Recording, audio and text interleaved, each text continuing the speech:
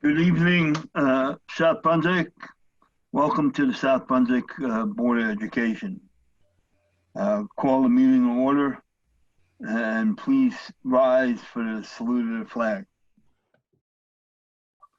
Pledge allegiance to the flag of the United States of America, to the republic that stands one nation, under God, indivisible, with liberty and justice for all.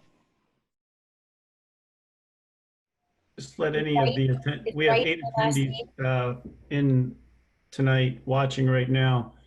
When the board moves to executive session, I'm going to have to ask the attendees to leave.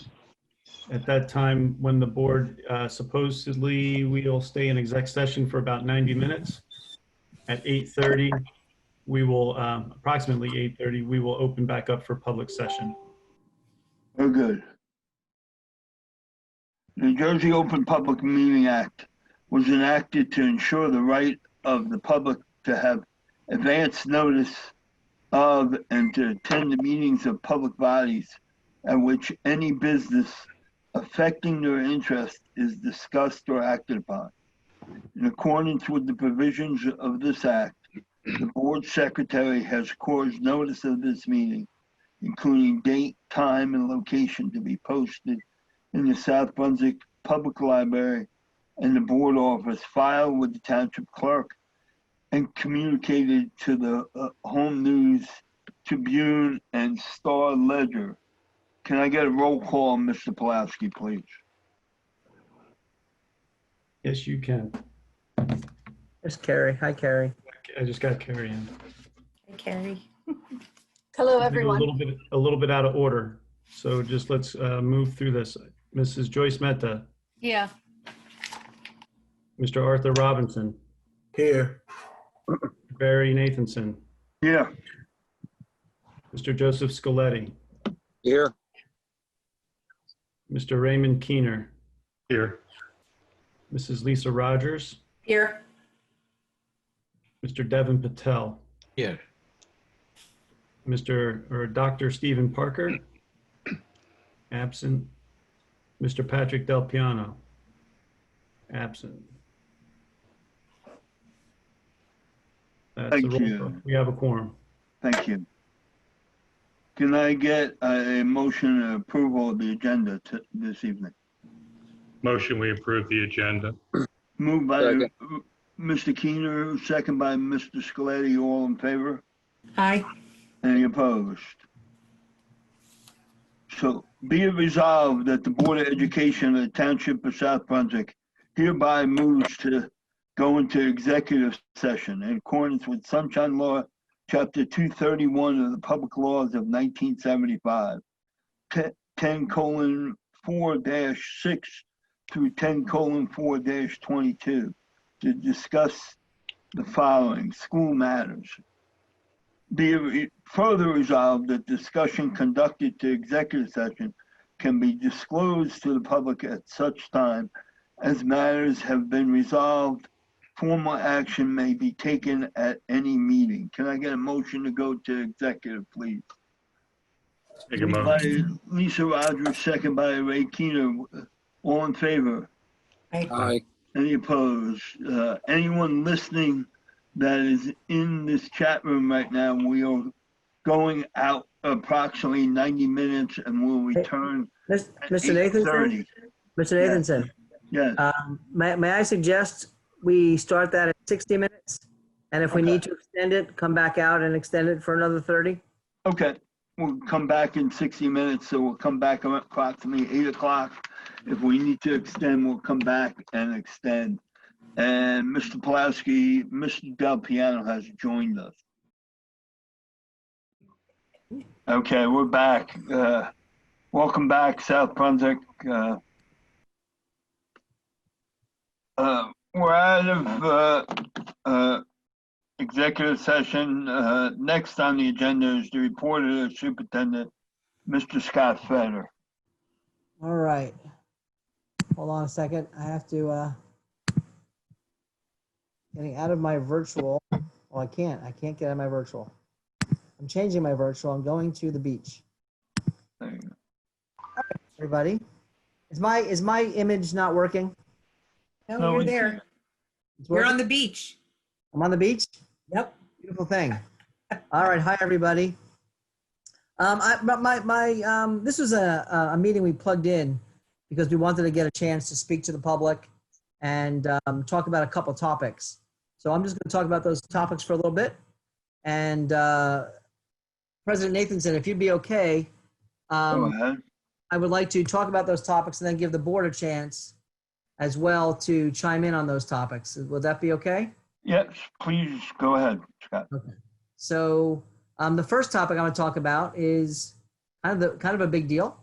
We're looking at all the things revolving around reentry, and we've been working on this now. And people listening might have already come to the forums.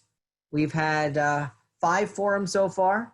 We have 1 more forum scheduled, and that is for the high school families. That's on Monday morning, I think. Is it like 8 or 9 o'clock, I think?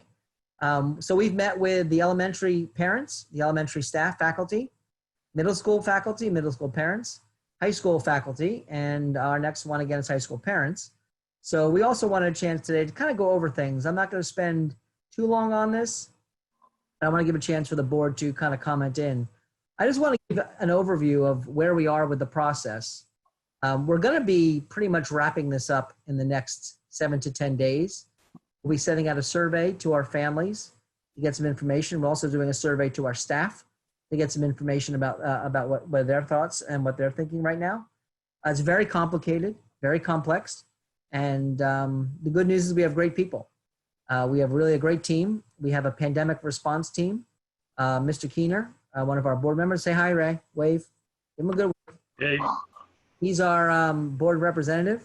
We have principals, we have teachers, we have parents, we have kids. We have a various group of people looking at the best way to do this. We're working with the OEM through Tara Giardulo and Jim Ryan in the health department. We really want to make sure we do what's best for our kids and most importantly, what's safe for our kids and our staff. That's a big deal. So to get there, we're designing our various models. And if you've been following anything we've been talking about, you know that we've been spending a great deal of time building a remote model. That does not mean all kids will be remote, but we know all kids will be remote at some time. But we're hoping to get many kids as we can in person when we're able to do that. So that depends on a lot of things, but we're planning for that. I want to go over kind of what those plans are. If you were at any of the meetings, I talked to our families about the idea of having a choice regarding just being remote, 100% remote, where we provide maybe a remote virtual academy of sorts for your child. Right now, we did receive word that might be a problem at the state level, so we're working through that. We don't know the answer yet. As of right now, we still believe it's the right thing to do. And we're going to be hearing more from our Department of Education, hopefully within the coming week, where we can solidify the answer to that question. But all of our models, this is important, no matter what model we do, we have to make sure we can do it with fidelity. Keep kids safe, keep staff safe with fidelity. That means we can't just bring everybody back in and say, we're back to normal. We'd all like to be back to normal, but we're not back to normal yet. So whatever we do, we're going to phase it in, try it out, dip our feet, make sure we're safe, make sure everyone feels good about it, make sure our families feel good about it, make sure our teachers feel good about it, make sure our students are safe. So that's how we're going to approach this. We'll be watching everything to do with the CDC. We take our guidance from both the CDC, the health department, and the Department of Education, and of course, any executive orders. When we put all those together, we come up with a plan that we believe is best. And that's what we're working on now. We are not looking right now to have a full day of school in any model I present. That is because of lunch and recess and social distancing and droplets flying all over the place. And how do you man lunch? There's so many complexities. And right now there's an executive order for no indoor dining. And we'd have on an A-B day where we'd have only half our kids in, we'd have 4,000 kids indoor dining, which kind of goes against the executive order to having no indoor dining.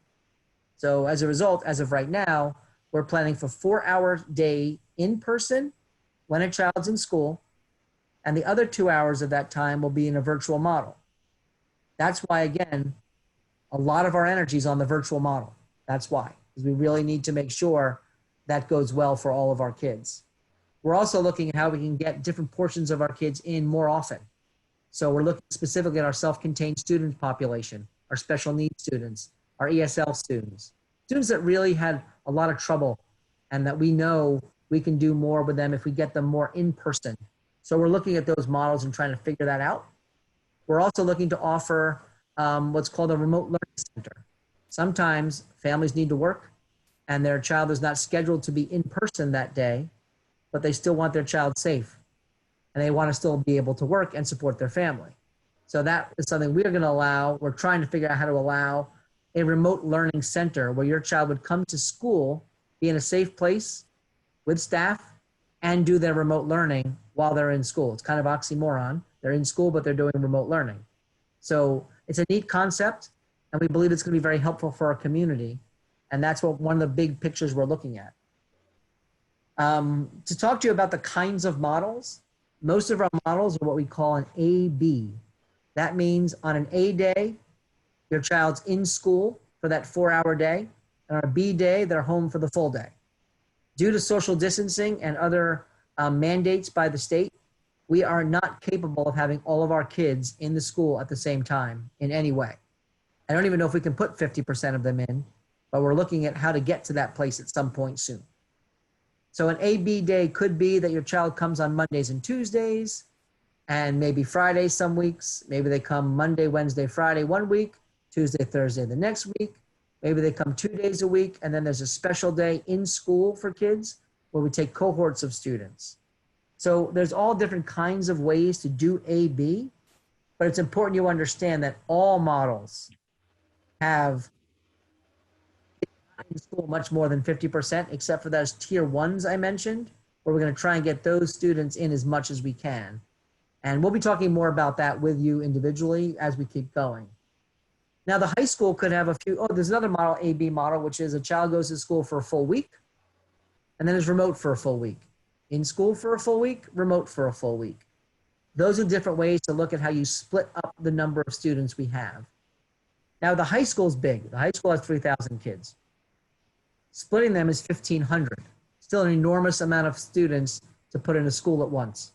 So we are looking at potentially an ABC model.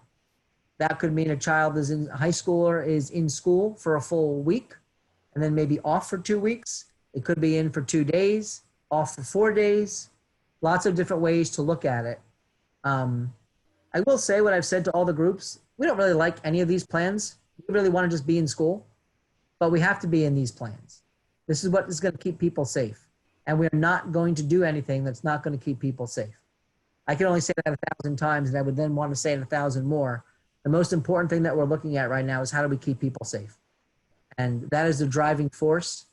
There is a real situation, a health crisis, a pandemic, and we need to make sure we're doing all we can. And that is very disruptive to school, where we have 8,500 students expected to come every day. I will tell you something that we've been clear about to our families.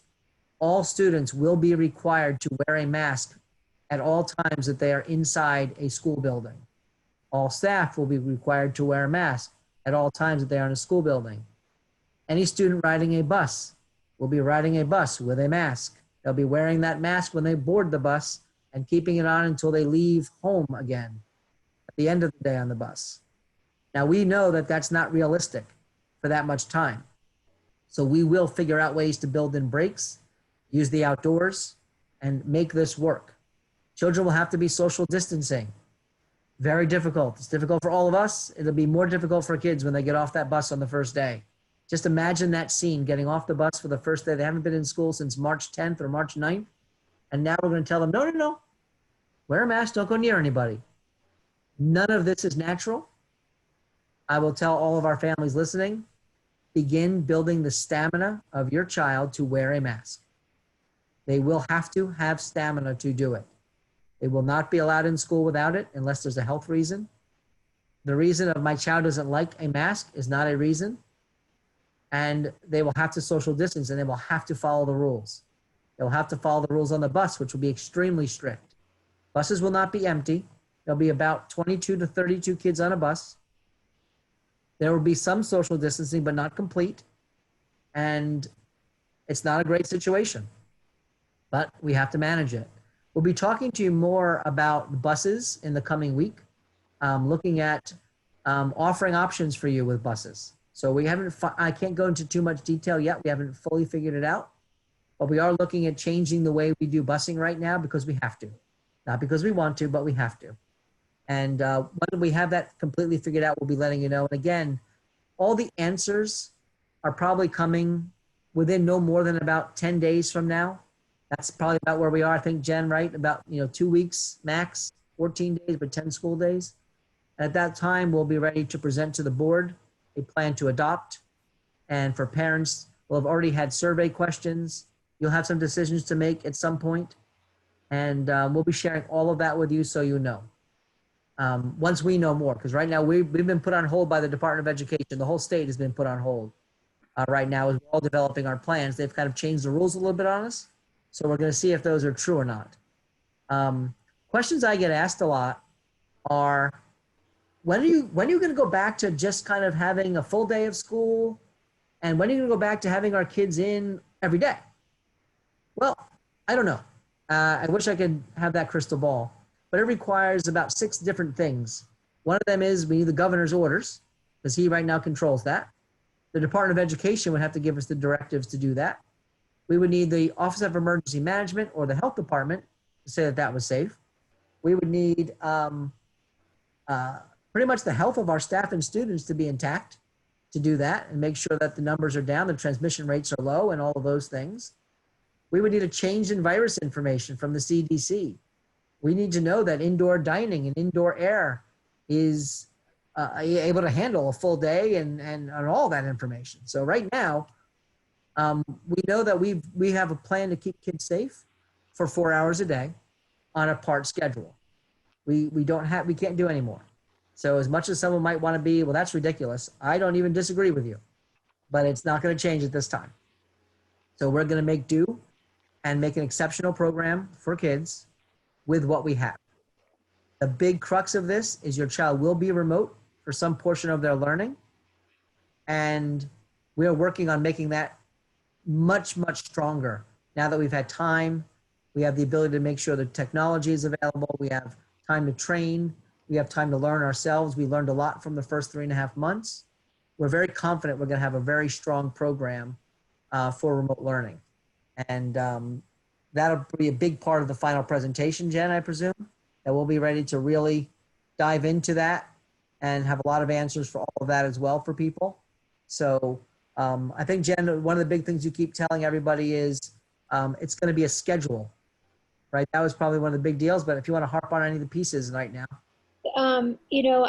I almost wish that we could just be remote, because I know so much that we've learned from spring that we have the ability to make it better. And from everything that we've heard from families, from teachers, we had forums in the spring, we got feedback and advisory groups with staff, heard from our students. And so, yeah, just couple key things, considering family. We have a set schedule for the day. So at every level, there's a time frame. We took into consideration screen time, so the day shortened a little bit. We made sure this schedule provides opportunities for student engagement, their specials, encore, all of the parts of high school instruction, but we also are making sure that there's live instruction. And so making sure we have the digital tools to do that, helping our staff be trained, and whether we're remote or in person, Scott, I also want to mention that unfinished learning and how we're working towards compacting the curriculum. So we're looking at what didn't take place, what needs to take place, prioritizing to make sure our kids are really getting what they need when they come back. Yeah. So we're excited about that. That's probably one area we actually are excited about. And I know. And Scott, could I mention, you mentioned Sure. The forum on Monday. It's at 5 o'clock. Our last parent. It's a night one. It's a night one. Yep, it's 5 p.m. and that's the high school parent forum. So just all right, I'm going to sleep in then. Okay, good. So my last part to just inform everybody of is we remain in a funding crisis. We don't know how bad that crisis is yet because we don't know the money yet. We're still waiting on the state to give us a firm position on the state aid. So far, we've received good news that we haven't lost any state aid, but we're a little scared by that concept that there still could be some state aid. Hey, Dave, do you believe we are 100% getting all of our state aid? At this time, no. All right. So, But I'm also concerned about local tax revenues as well. all right. So, big taxes. It was yesterday. So we're worried about the state aid. The cost of all the things to make sure everyone's health and safety are keep going up. Right now, we're looking at tents for outside, and that's going to be another ton of money. But we feel we have to do the right thing for our kids and our staff. That involves buying the things that make it possible to have a full school operational in the middle of a pandemic, which is kind of what we're doing. We're a little nervous about Department of Education, what's called unfunded mandates. Those are problematic when they send us a new rule that costs money, but no new money to fund the new rule. So that's not all that uncommon, and we've been dealing with that. The 104-page guidance from the Department of Education is chock full of places where it tells us to enhance and spend more money. But we only might receive less money, not any more money. Today, I believe the governor put out a plan for closing the digital divide and said that there'll be money for districts to buy technology. Okay, we're excited, but I won't get too excited until I see the check. So as of right now, we are planned for one-to-one technology with the help of our families. You'll be receiving information about that. We need help with that. We cannot buy all the computers. Now, if the governor buys all the computers, that'll be great. But as of right now, we do not have that money. So we're looking for families that already have computers and their kids are already set up, which we know that's many of our families. We're going to supplement and make sure every single kid, if they are in remote, has a computer. And we're working with all of our families that need internet access to try and solve that as well. So we're on it. We're working on this. That's kind of the plan in a nutshell. And Ms. Nathanson, if it's okay with you, I'd like to open it up to the Board of Education with questions or comments. Unmute. Okay, Scott, yeah, go ahead, please. All right, if anyone has any comments or thoughts, questions? Board members, you have any questions or comments? No? So do you want to open it to the public or we're gonna just go through our agenda before we open it? Yeah, I'll do my next topic. Transportation? Yeah. Well, the next topic I'm going to talk about, well, if there's no questions here, I'll move on. Yes? Yeah, go ahead. So the Board of Education members, I believe you all received a couple of different emails bringing up the name of the school Indian Fields. And I believe we've been notified of a petition that, we don't have the petition at this time, but we've been notified that there is a petition out there that we might be getting at some point referencing the name Indian Fields. And I believe the emails you received were requesting a name change of that school. All I can say at this moment on that, my recommendation to the board at this time, I'm not answering the question of the validity of should it be changed or not at this moment. And I'll be honest with you, it's because right now, 24/7, we're involved in reentry. All of our resources are dedicated to reentry. There's a lot that goes into assessing, for example, the cost. We would like a process to make sure we're involving people in a decision like that before we just make a decision. There's a lot that goes into it. We don't want to be a fly-by-night and just say yes or just say no. That's not fair to this community. And because we can't dedicate the time right this minute, what I would recommend to the board is do not lose sight of this. Do not push this aside. This is an important matter. But I would ask, it might be a matter that we can really sink our teeth into probably in November timeframe. And that's really not about kicking the can down the road, not a political decision. This is pure kind of Maslow's hierarchy of needs right now. And right now we are in shelter mode where we have all of our energy and resources going to making sure we're keeping the 10,000 people we're responsible for every day healthy and safe. 8,500, 8,600 kids, 1,300 plus staff. And we really, I don't like kicking the can. I'd rather deal with things head on. And right now I just don't feel I could put the time in myself I can't ask our administrative team to steer away from the tremendous job everyone's trying to do to get the schools open. And I don't think putting that on the community at this moment is the right move. There's a lot of worry in the community about health. There's a lot of worry about what school's going to look like for their children and what their work life is going to be like if their children are not in school. So we really want to be able to spend our energy there right now. So I'd ask the board, please chime in, of course. I don't know what the right answer is on anything at this point related to it. I really haven't investigated the history of why the name is what it is. I would like to speak to, I think one person I spoke to mentioned the idea of speaking to the tribes that were involved in the original naming of the school and really see what that was about and see, it might be very well that the name should be changed. It might be very well that it shouldn't. I just believe I can't invest the time, and I really want to be able to do that for our community. So I'm not going to belabor that anymore, Mr. Nathanson. I would open up to the board and leave it at that. Any comment? Alicia, go ahead. Yeah, I agree. I think, whenever there's a project, right, you have resources, time, people, and money. There's only limited amounts of time, people, and money. And right now, with all the changes coming down from Trenton, everyone that is involved in getting our kids back in school safely and or remotely has to be the priority. And that has nothing to do with whether or not it's a political issue or not. It has to do with prioritization. And I agree personally that it is something that we could look at, but it's got to be when we have the 3 resources available that can really focus on something like this, because it's going to take a lot of effort. But right now, the priority is the kids for September, in my eyes. Thanks, Lisa. Thank Any you. other comments? I Ray, do go ahead. believe the person who started the petition actually acknowledged that herself. I do appreciate that. Just Great. acknowledging that she understands that. And so I appreciate that and acknowledging kind of the situation we're in right now. But I'll leave that. Sorry, Mr. Keener. No, and I agree. And I think we need to be able to focus and give it the due attention that it deserves. And if we do it now, we're not going to be fair to them as well. By doing it when we get this school back running and safe for our students and our staff, we can focus our attention more focused on it. Absolutely. Any other comments?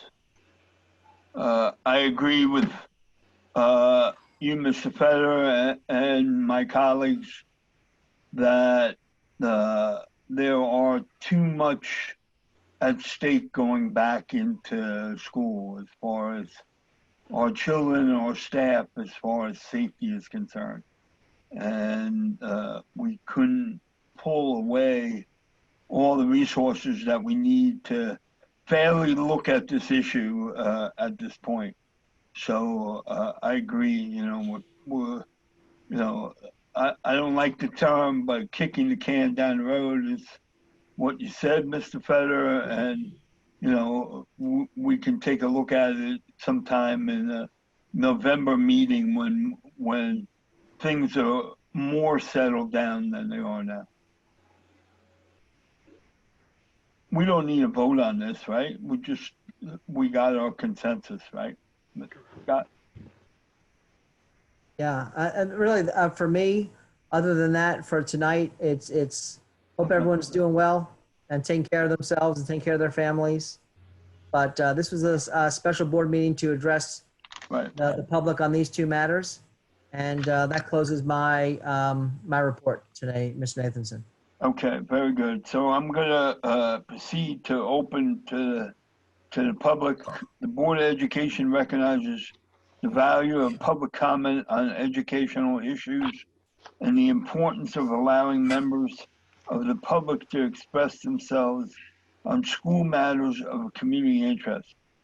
Complete copies of this rules that will govern this portion of the meeting. You can obtain an advance copy by contacting the board office during regular business hours. We reserve the right to limit each speaker to no more than 3 minutes. It is our plan to listen to each member of the public. We will note all questions and comments made. Once all questions and comments from all members of the public are made, the Board of Education will respond, if necessary, to questions or comments in the most timely and efficient manner available. Please consider not repeating comments and questions made by other members of the public. I ask that you state your name, place of residence, or your group affiliation. Mr. Plowski, anybody pre-sign up? Not at this time. We have no pre-registrations. Okay, can I get a motion to open the public, please? So motion. Moved by Mr. Keener, second by Mr. Scaletti in the dark. Okay, so Mr. Plowski, you want to explain what Anybody has to do that needs or feels the need to do public comment, please at the bottom of your screen, just go ahead and raise your hand or click on the little yellow hand and you'll move to the top of my screen and we can allow you the opportunity to talk.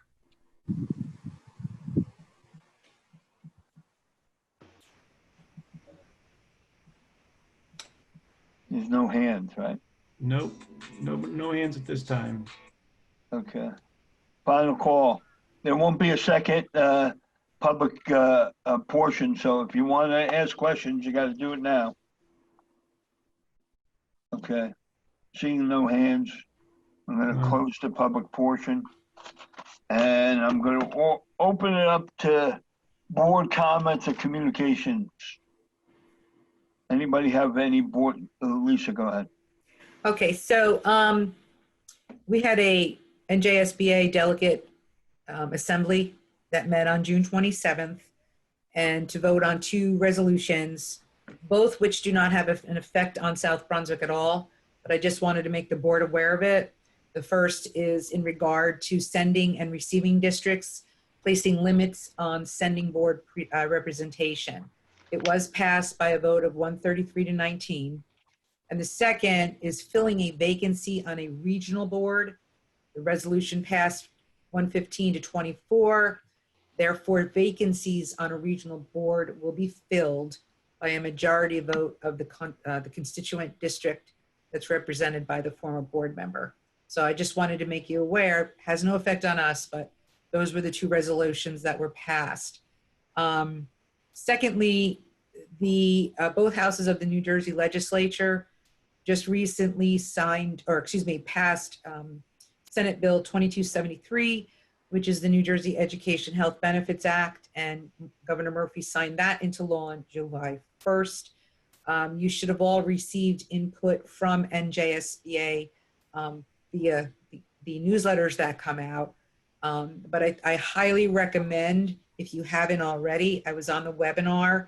I highly recommend that if you weren't on the webinar, that you do go and listen to the webinar. It does go into detail on the new plan, which is called the New Jersey Education Health Benefits Act, and how it affects districts and the state as well as teachers.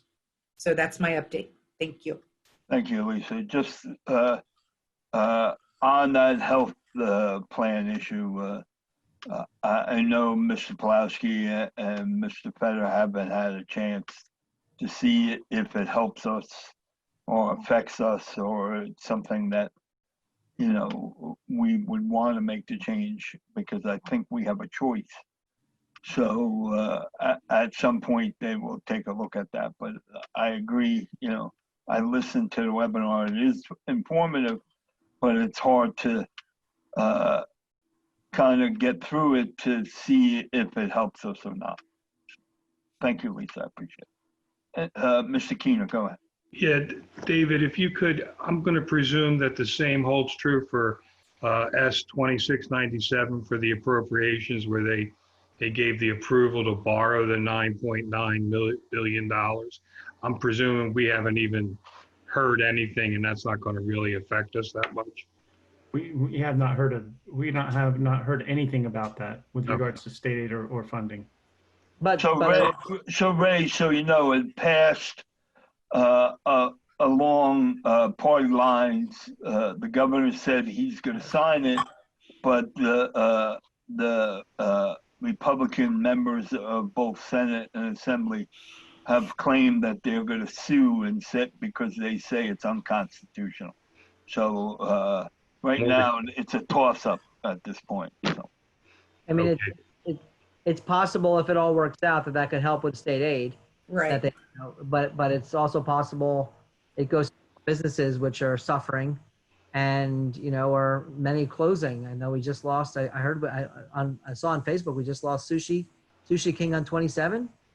I mean that's what's happening, and it's really sad. So we're hoping that we don't fall claim to the same problem with loss of funds, but we'll see how this all plays out. The answer, though, of course, as David pointed out, is we've heard nothing about that. And as far as the health plan, we know our people are looking into it. There's not enough information yet to make final decisions or to see what the exact impact will be.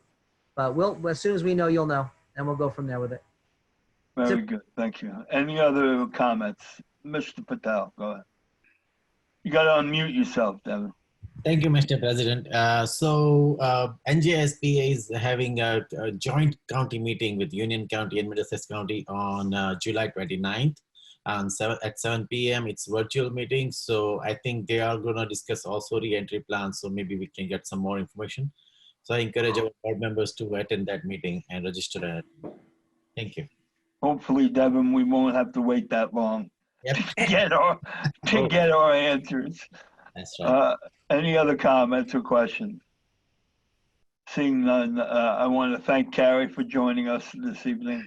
She was very informative. And Thank you, Carrie. I want to thank the board for and the people the attendees that joined us tonight. This was a special meeting. Scott and I had a discussion. I wanted to get this done so the board can hear what's going on as far as the reentry plan, and to also discuss the possible name change or the petition. So, Barry, yes, before we Mr. close, Go ahead. Barry, I would like to ask the board, please check your calendars. We'd like to add another meeting the first week of August. We're looking at the Tuesday, August 4th, to see if that is a viable day. The reason we're adding this is the state has also just decided, that we just learned yesterday, that the plan has to have a formal board approval and a formal county approval, our reentry plan. That was never given to us or told to us. And we have this 30 days prior to the start of school deadline. That's August 7th for us, so we need a meeting that week. David and I looked at our calendars, and Tuesday was a good day for us. And we do want to the reason we don't want to do it on Thursday is because if there's anything we need to do differently, we need a little time. So, David, if you can formally. What was the date? Did you say it? Just so I think everybody can hear it cut August off. 4th. Sorry, August 4th, Tuesday. The time, what'd you look at? I would keep it at our normal time in case that's what families are used to. It's fine. August 4th, 7 p.m., a one motion board meeting. Looks good. We'll give a presentation of the final pieces if needed at that time, if we haven't done so already. And we'll ask for whatever the approval. We don't know what the exact approval is. We don't even know what the format is. They said they're working on it. So we'll get that eventually, I would imagine. Maybe August 3rd, we'll have that for you. As a reminder, as far as our schedule, the new schedule is online at sbschools.org, and the revised schedule, all our meetings except for the Tuesday meeting coming up are now on Thursday. So, and for my colleagues, the updated schedule is on the board portal now. Board Yes, members, Mr. just Plaza. know that there are new policies, Alert 2020 in the policy folder for you to look at. We have a first reading on the 23rd, and we'll have a policy committee meeting prior to that meeting. Okay. Thank you. Anything else? Okay, No. seeing no hands. I want to get a motion to close close the meeting, please. Motion to close. Make a motion. So moved by Mr. Keener, second by Mr. Patel. All in favor? Aye. Okay. Good night. It's always good to see my colleagues, even though not in person. And I want to thank all the attendees, that staff and public that came on to tonight's meeting. It was an extremely informative meeting, and I'm glad we added it. For the board and the attendees and any member of the public, our regular scheduled meeting will be next Thursday at the same time, 7 o'clock. So please, everybody, stay safe, and good night, South Brunswick.